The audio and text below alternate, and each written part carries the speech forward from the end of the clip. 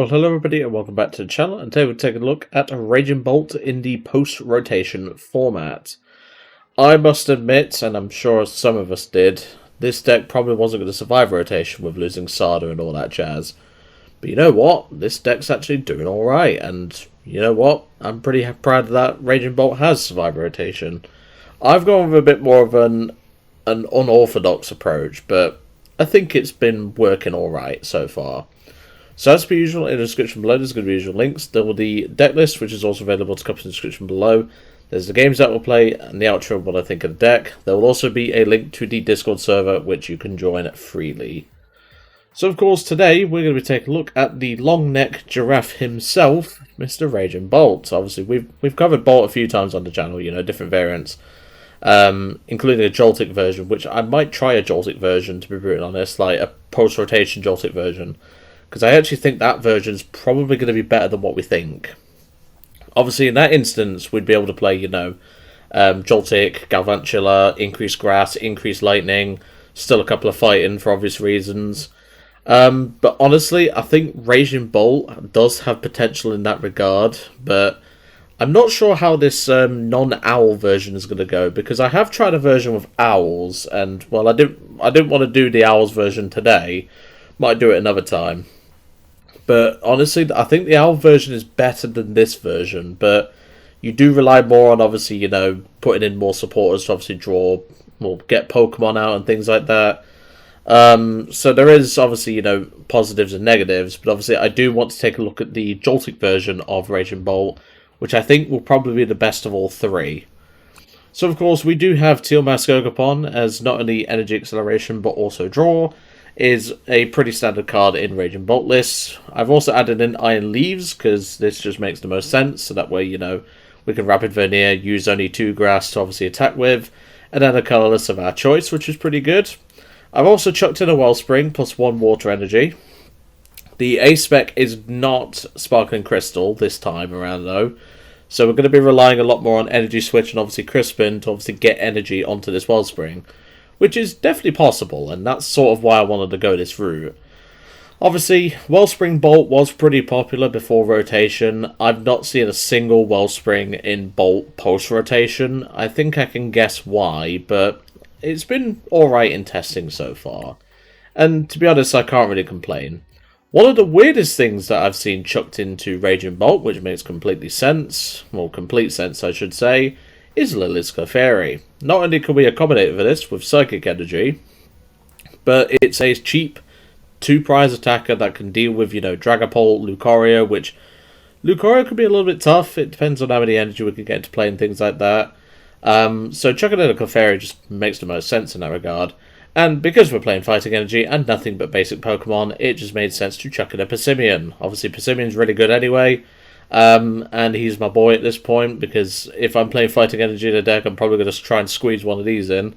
But honestly, Passimian feels really good, and it's been really fun in testing to have it as a backup attacker. And like I said, you can Crispin to this, you can manually attach to this, plus Energy Switch. You know, you have a lot of options with this card.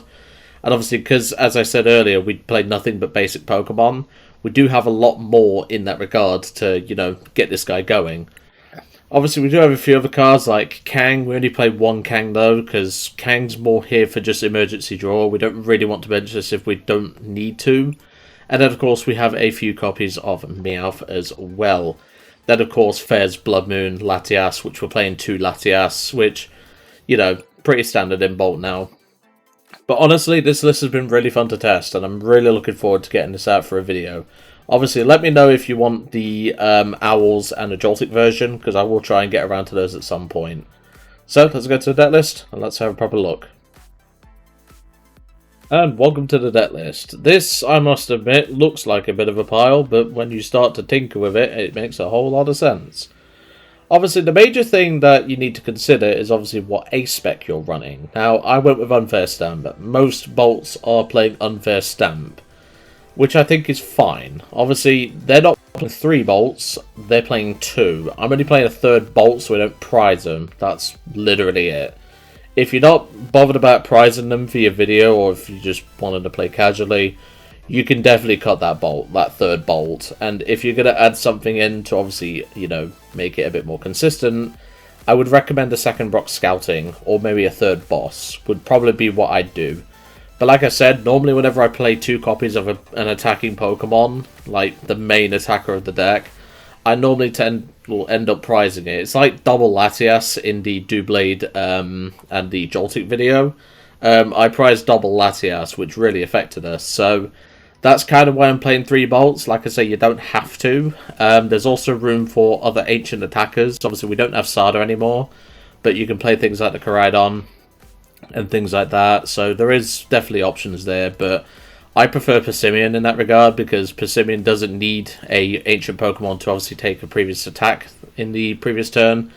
And plus, the damage is pretty much just as good. So that's really why I'm doing it.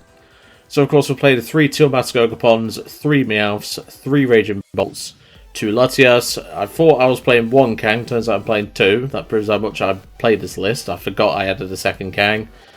1 Lillie's Clefairy, 1 Bloodmoon, 1 Iron Leaves, 1 Fez, 1 Passimian, and, of course, the Wellspring Mask Ogerpon. Then, of course, we have 4 Crispin, 2 Cyrano, 2 Boss, 2 Lillies, just for a little bit of extra draw, because this list is, you know, it struggles with its draw power sometimes. Then, of course, 1 Brock Scouting, 1 Ends Plan, which is more for the Wellspring than anything else, but it can be an emergency Glass Trumpet into the bolt, you know, Glass Trumpeting a fighting and a lightning, and then Ends Planning to the bolt. That is a play. It has saved me once. It's, you know, it's workable. 3 Energy Switch. You could probably cut this down to 2, I'll be brutally honest, because obviously you have the Ends Plan, which you could search off Meowth. You don't have a way of searching Energy Switch, but you know, Energy Switch is just a really versatile card, so I thought 3 copies is fine. But in testing, I would probably cut this down to 2 copies, just so you have Ends Plan plus Energy Switches as options. Like I said, you could definitely cut a Kang. I've only really added a second just to make sure we have the early draw. But, you know, that's sort of why I put second Lillies in, so I don't think you need 2 Kangs, but that's just my opinion. Then, of course, we have 2 Energy Retrieval, 2 Night Stretchers, 2 Glass Trumpets. Obviously, we only have the Teal Mask plus the Wellspring to trigger this. But because we've played Triple Meowth plus 2 Kang, and also the Blood Moon if we need to, we can actually get energy back onto the board quite consistently. So it's actually pretty good in that regard. I have considered a 3rd Trumpet, but the problem is we don't play enough colorless Pokemon to really warrant it. Like, yeah, we do have, you know, 6 colorless Pokemon, but the problem is obviously Meowth's quite spongy, and Kang's a 3 prizer. We don't really want to put these guys down if we don't have to. Then, of course, 2 Ultra Ball, 1 Unfair Stamp as our A-Spec, and our only form of hand disruption in the deck. 2 Area 0, I wouldn't mind a Petrol to be able to search these, because unlike the Owls, we can't just cherry pick it. Then, of course, 7 Grass, 3 Fighting, 3 Lightning, 1 Psychic, and 1 Water. This list has been really fun, but like I said, I don't think this is the best version we can play. You know, yes, the Bolt with Owls version, you can obviously, you know, tech in more attackers. And, you know, the Joltik version could do the exact same thing, which, you know, I am tempted to do the Joltik version. The Owls version I'm leading more into, I'm thinking it's the better version, because then you can play 3 Area Zeros, but obviously you're a bit more clunky in terms of, you know, your basic Pokemon search.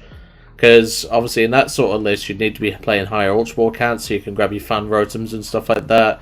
Maybe even a Terra Orb, so you can just grab your Teal Mask or your Wellspring if you choose to play that one, and everything like that.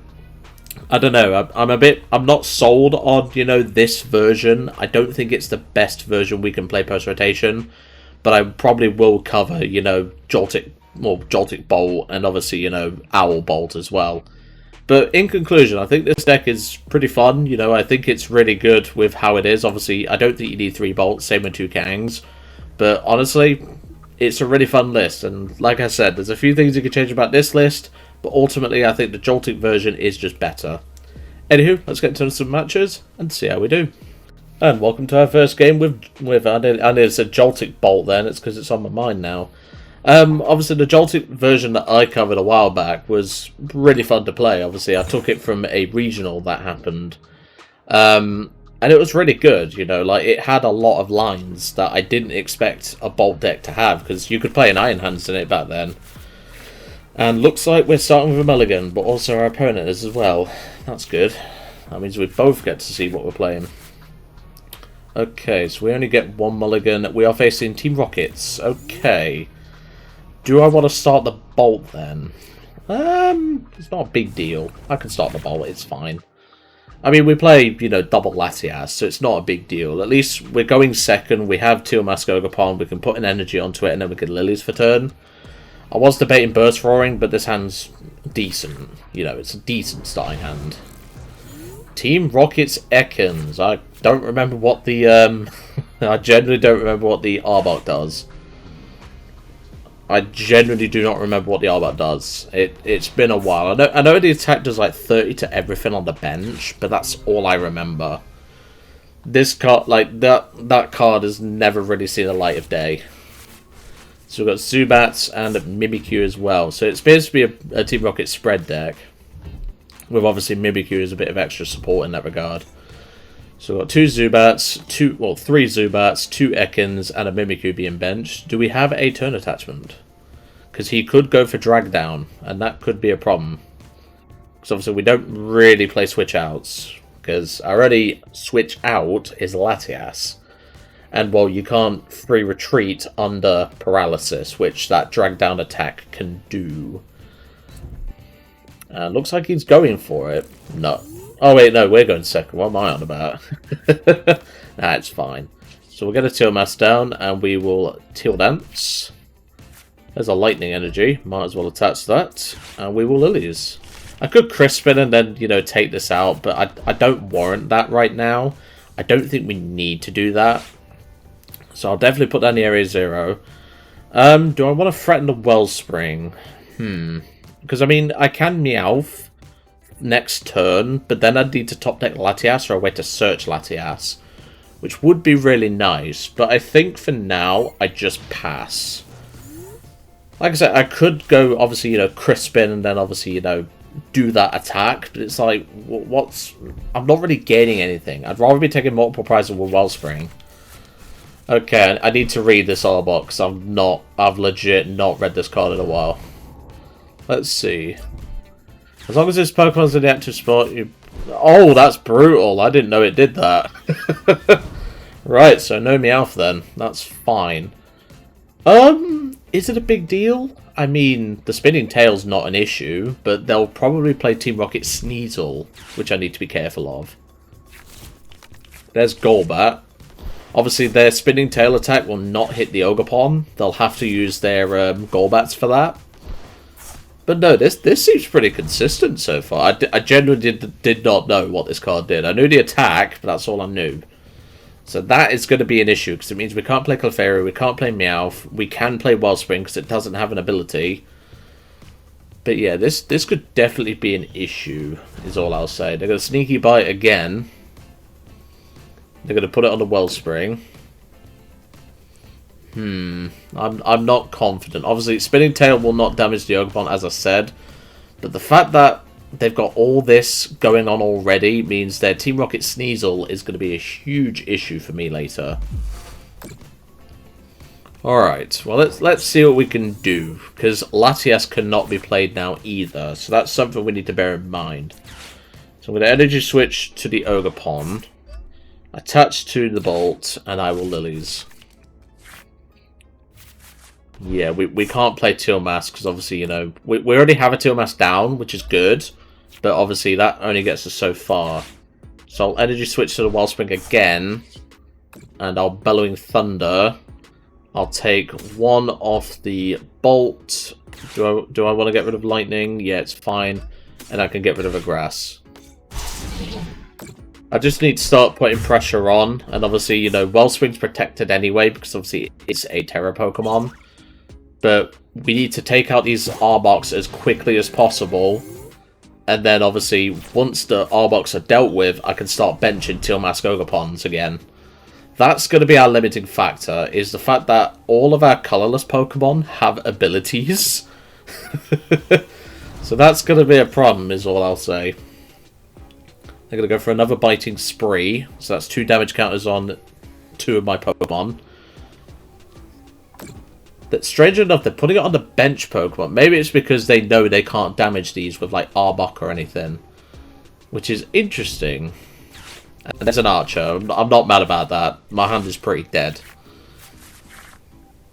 Crispin, Bloodmoon, plus Night Stretcher. That's fine, because I can Night Stretcher for a Lightning here.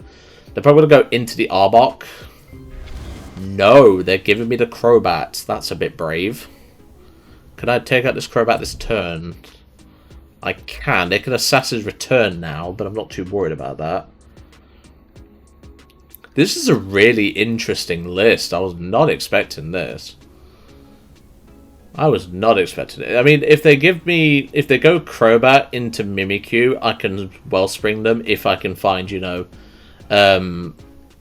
my Latias, but chance of that is quite low because they're just going to give me Arbok, aren't they? Like I said, this is really interesting. I've never seen a deck like this. This is really cool. They're probably just going to give me Arbok. I mean, Bloodmoon's going to have some value in this matchup, but yeah, this is not great. There's the Assassin's Return. Obviously, the Team Rocket's energy does get discarded, and I think that's their second one. Yes, it is. Are they going to give it? No, they're going to leave it. Okay, that's a bit brave.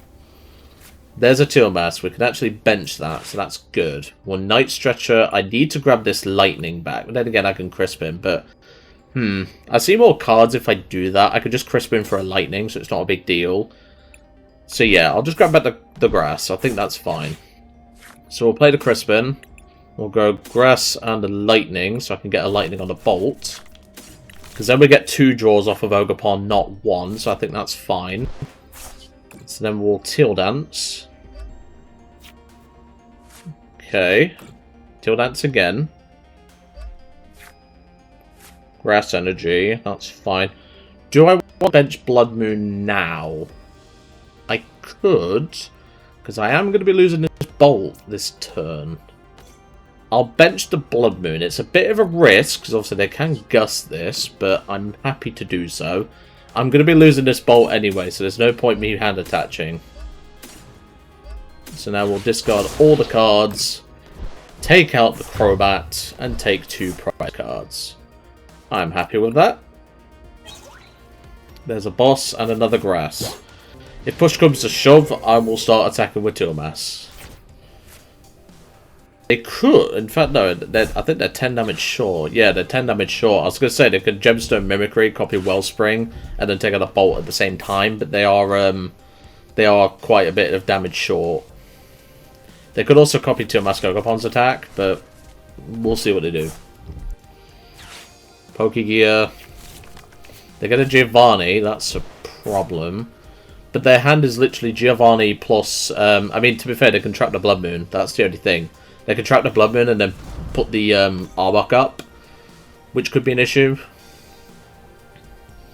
But yeah, this isn't looking very good, I will say. Like I said, they can Giovanni the Bloodmoon, and that means I can't retreat it, but, well, that's just how it is. And they're going to Giovanni, probably bring up the Bloodmoon, it's what I would do. No, they're going to bring up a Teal Mask. Okay. They're going to Team Rocket's Factory for 2. I think they were hoping to hit a Team Rocket's energy off of that. Poffin for another Mimikyu. And just a pass. Fair enough. Well, there's Latias. That's really good. I'm not going to reveal that now. So we'll Teal Dance. Teal Dance. There's Meowth. Well, I need to bench the Latias. Do I just sob this Crobat for the turn? Like, manually attach Fight into the Wellspring and sob this? I could. I think I will. I think it's my best line here. I could also trap one of the Mimikyus, and then eventually that will lead me to... But then again, there's a risk of, you know, being Wellspringed in return. Because obviously Mimikyu can copy the attack. I'm going to do it with a Mimikyu. It's a bit of a risk, but it means I can take out double Mimikyu, potentially. Because if they Wellspring me now, copying its attack, and take out the Bolt, I can then bench Meowth. There's Pokegear. Let's see what they get off of that. Because what was their other card in hand? I've forgotten. Oh yeah, it was off of Team Rocket's Petrol's. Well, not Petrol. Team Rocket's Factory. So there's Factory. See, if I top deck Area 0, I can bench Meowth, go for a Crispin, take out both Mimikyus, and then all I have to do is kill a Crobat or the Arbok. So I'm not too worried. They've got a Petrol for a Transceiver. So they're thinning. Are they going to grab a Giovanni or something, or an Ariana? I'm a bit surprised we've not seen an Ariana, to be brutally honest. There's an Ariana, but obviously they've already played Petrol for turn. There's Team Rocket's Factory for 2. Pokepad. They're going to fail it. We've got a very low chance of drawing into an Area 0, but if we do, we could be in business. Okay, so I'm not going to do it to that one. I'm going to do it to this one. So we'll do that. There's a Meowth. I could... No, it's the colourless Pokemon only. I could play it anyway, but I think I'll just sob. It's fine. This is surprisingly tense. I mean, like, they've not taken any prize cards yet, but, like, they are en route to be taking at least 4. So I'm going to Transceiver. Probably going to fail it to obviously draw more with Ariana. That's what I would do anyway. I'd fail it and draw more with Ariana. I didn't take a knockout, so Archer's useless. He's going to Ultra Ball probably away the Archer. Probably going to fail it. And then he can Ariana for a fresh 8. But he is getting close to decking out.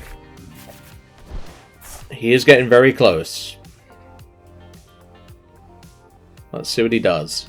Because like I say, if he takes out the Bolt on the bench, all I do is I keep using Wellspring. I Wellspring both his Mimikyus, and then all he has left is literally just hoping and praying.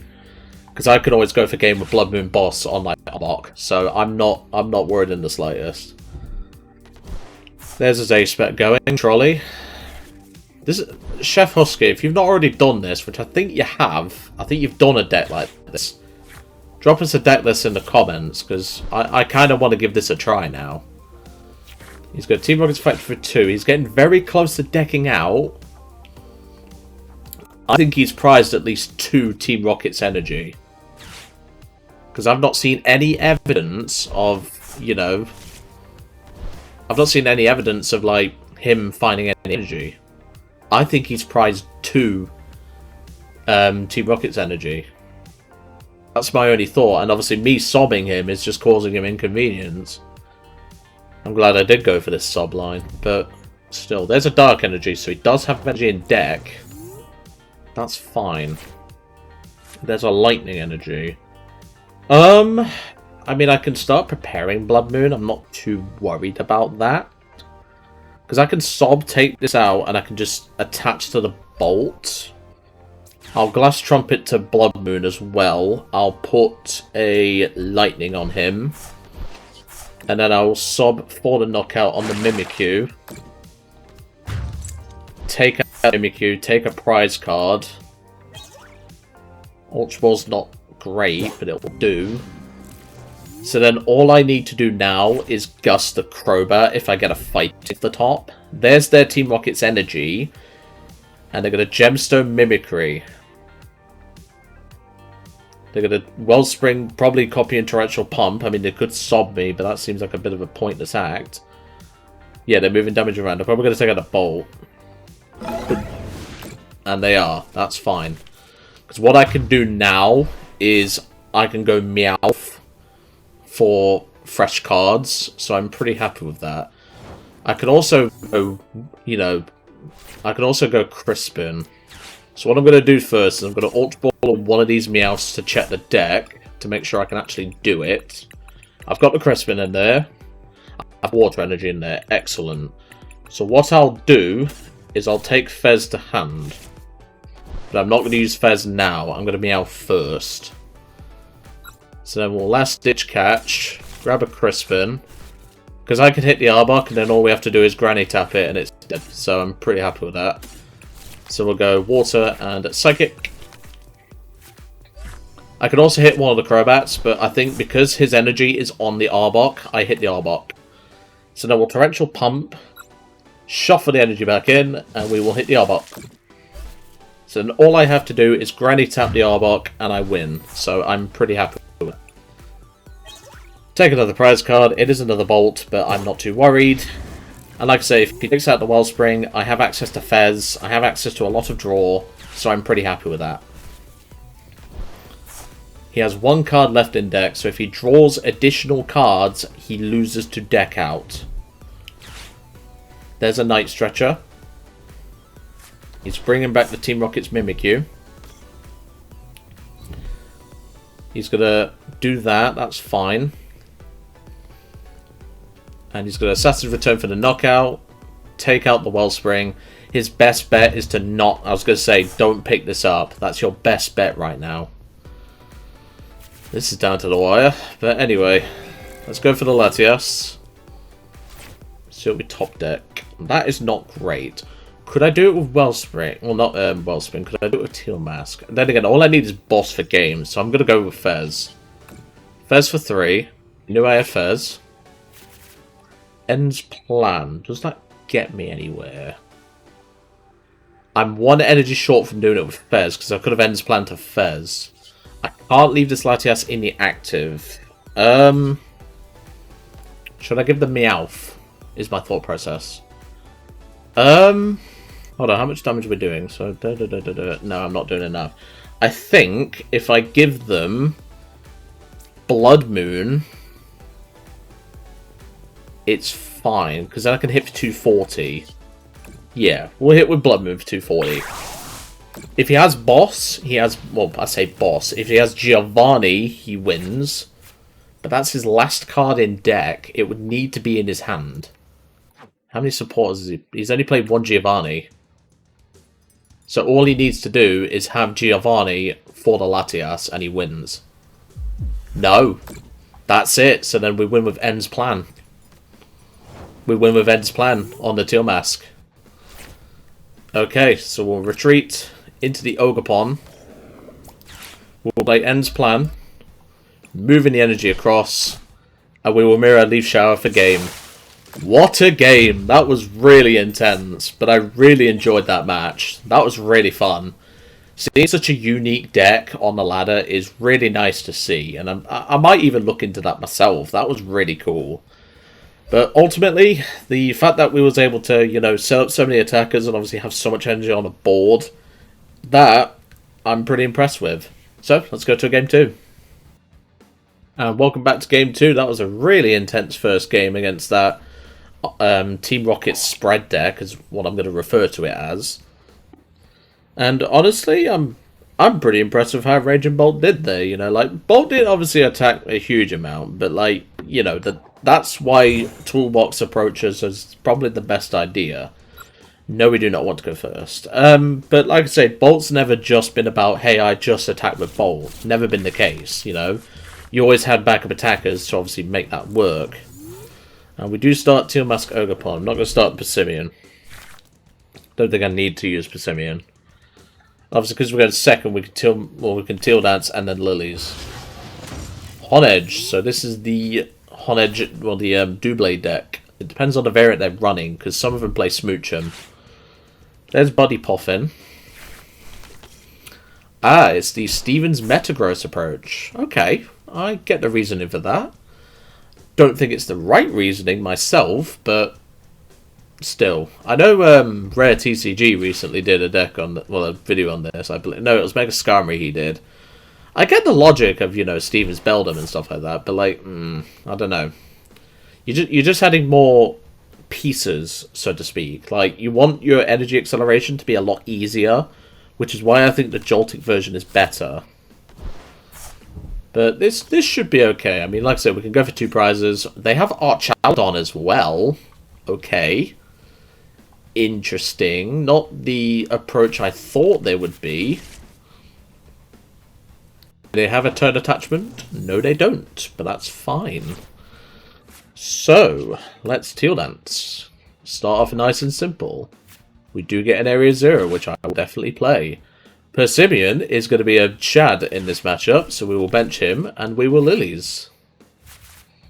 Okay, didn't really get a whole lot off of that, I'll be brutally honest. But we can Ultra Ball, get rid of these two, and we can grab ourselves a Kang, because I can retreat the Ogerpon into Kang. It is a risk putting down a 3-prizer in this matchup, but to be brutally honest, given our board state right now, I'm not too worried.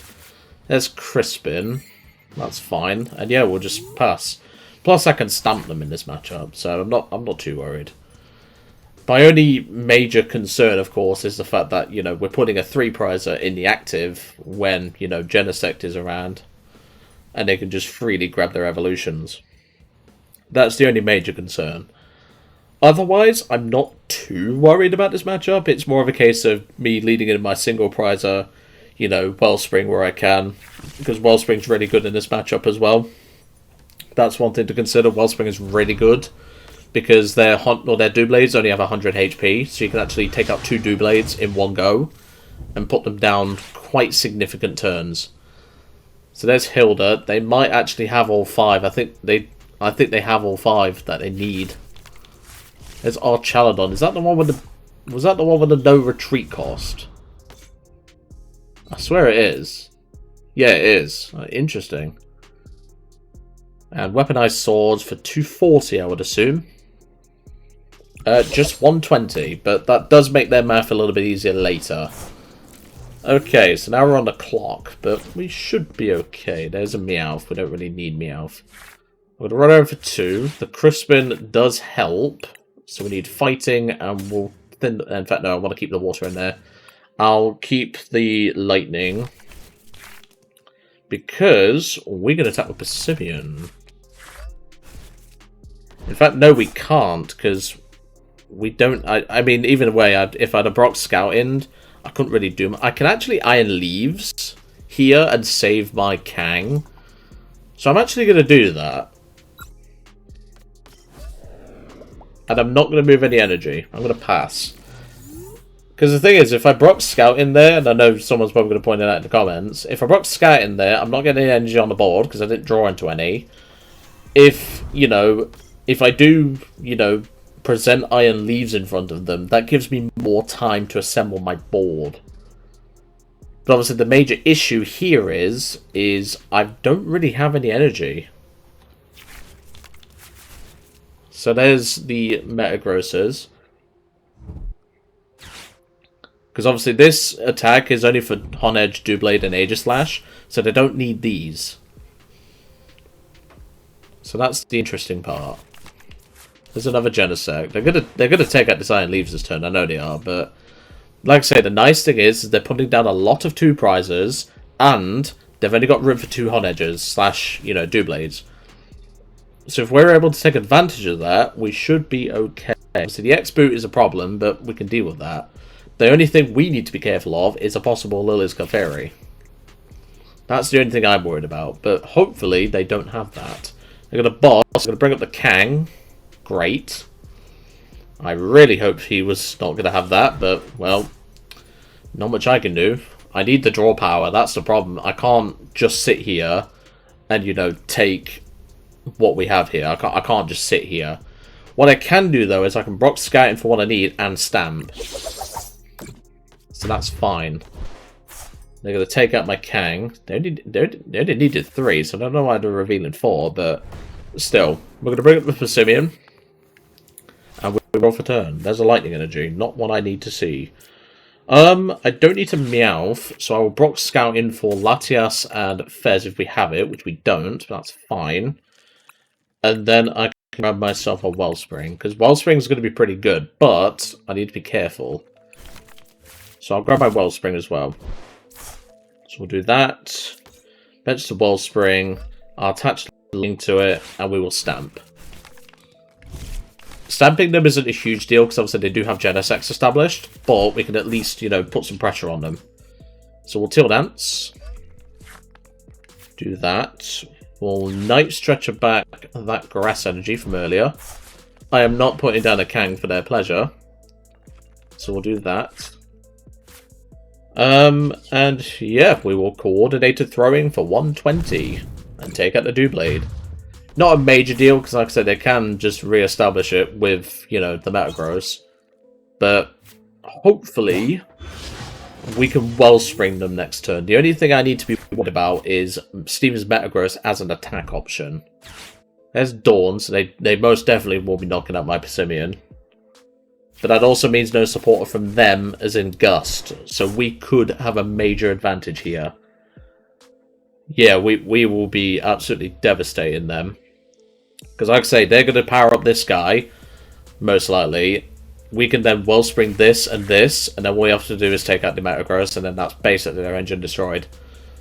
So I'm pretty happy with this. They only need 2 to take out Passimian, but Passimian's done his job. You know, we can now go bang bang, take out them, and then we can just start feeding on their 2 prizes. I'm pretty happy with this. I'm pretty happy with this.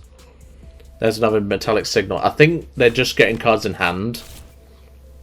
But they don't know I can attack with Wellspring that easily. So we're actually going to be putting a lot of pressure on them.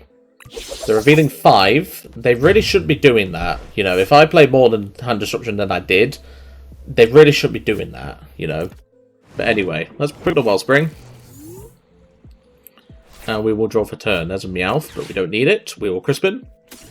Take you and you, because I can put the Lightnings back in the deck, which is nice. Because now what I can do is I can devastate his board. So we will Teal Dance. End's plan is nice. And we will Torrential Pump, take up the Honedge and a Doublade. Now what are you going to do, mate? Your attackers are dead.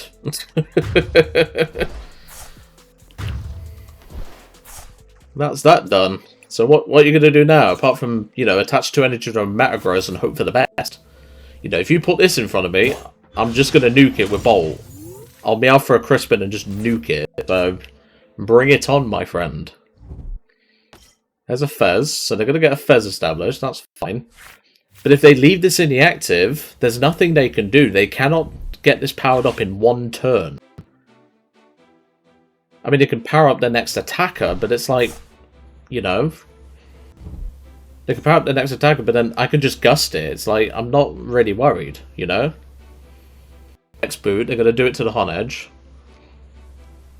I mean, I don't know why the Archaladon's in here either. Like, yeah, the retreat cost is nice, but you're just adding more clunkiness to the deck. Oh dear, someone did not prize check their energy. It looks like he's running low on resources. He's got a Psychic in hand, so he is threatening Honedge for game. Can I take it out this turn? That's my question. Because obviously I can Meow for a boss, but that doesn't get me anywhere, because obviously I don't have another energy. It's if I top deck an Energy Switch, he's going to judge, that's fine. I need an Energy Switch plus a boss. That'll do it, because I can Gust the Honedge. I can Gust the Honedge and go from there, so I'm pretty happy with that. That's fine, because like I said, I can Gust the Honedge now. I can just retreat into Teal Mask, Gust this, even with resistance I take it out. So I'm pretty happy with that. So we'll Teal Dance to you. There's Cyrano, but Cyrano's not useful right now. I could get back Passimian. Passimian could be a good one here to have if they give me, you know, Fez or something.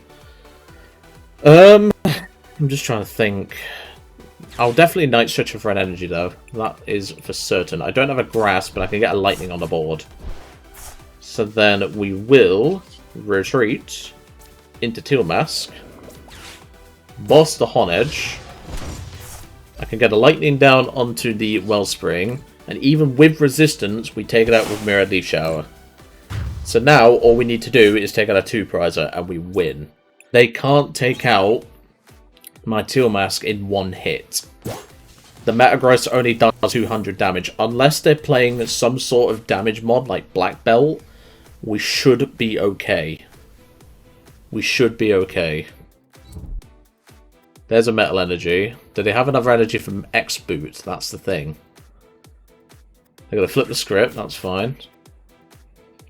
I don't think they have another energy. I don't think they can X-Boot. Unless they play Energy Recycler. There's another Honedge.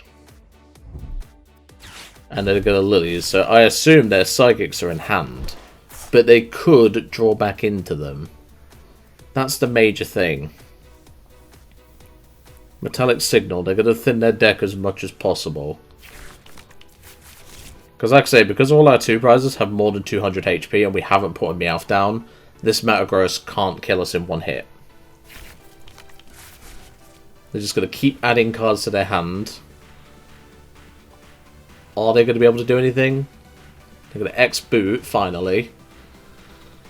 This isn't looking great. They've whiffed the X-Boot. That's good for us. Because I could just hit this now. I'm not bothered. I can just hit this with Wellspring. There's Raging Bolt. That's exactly who I want to see. So we will Teal Dance. Nice. Teal Dance again. So now we're doing 180 damage. It's a bit more relevant. There's a Crispin. I can now threaten game with Bolt. In fact, no, I can just take game now. Because I can just Crispin and Bolt. Yeah, that's game. So we'll do that. Attach to the Bolt. Free retreat into the Bolt. And we will Bellow with Thunder. I'm not going to waste this guy's time. I'm just going to take it all off the Teal Mask. 1 there. 350 damage. And the game. I'll take that. Interesting idea with the Stevens Metagross, but I think you've just got too much clunk, you know? A lot of 2 prizes, like with my build, even with the Joltix and stuff, but you kind of have to have Genesect. But yeah, the Archaludon, really interesting tech, but it's not something I think you really need. But still, I really enjoyed playing this deck, and that I'm pretty happy with, you know? Like, it felt really consistent, and that's really what I can be happy with. But honestly, I think there could be room for improvement. Not just this list, but like Bolt in general. So, what did I think to the deck? This deck was really fun. I really enjoyed this deck, you know. Like, there's a lot going on in it, you know, like, when you think about it. But at the same time, it's still Bolt, you know. Like, us Teal Dancing into that Crispin was what won us the game there. For some reason, I thought I'd hand attached. That's why I was a bit hesitant, but thankfully I hadn't. And honestly, I think this is a really interesting build to go for. Now, like I said, I think the Joltik version would be a bit more Turbo-esque, but you can still play a high counter Grass, you can still play Teal Mass, you know, you can even play Wellspring in that. And Wellspring, even though I thought it was going to be a tight fit, did definitely do some work in this video today. So I'm really happy that the Wellspring package did come in clutch, because originally I was going to play this list without a Wellspring package, and I'd have probably lost both games because of that, but honestly, I'm really impressed with the Wellspring package, and, you know, the fact that we're just able to, you know, slot in whatever we want now with Bolt, like, it's more of a toolbox style deck, it's not just mainly Bolt, which, you know, Bolt obviously attacked with, like, Teal Mask, Ogerpon, Koraidon, Sliverwing back in the day when Sliverwing was around, but that was more of a situational attacker, you don't really use it too much, but, you know, I think this list is really interesting, and I think there's a lot going for it. Our opponent in Game 1 definitely misplayed by not, you know, picking up their Crobat. I don't think they expected me to go into the Teal Mask, but even then, we were still able to get a hit in with the fresh Teal Mask, which was obviously quite important. So even if they did pick up the Crobat with Assassin's Return, it wouldn't have mattered, and they'd have decked out anyway. But honestly, I really enjoyed this deck, and I really think that an Owls version or a Joltik version, probably the Joltik version, would probably be better in post-rotation. But anyway, I'm going to leave you all to it for today. I really hope you enjoyed seeing Raging Bolt post-rotation, and I'll see you next time.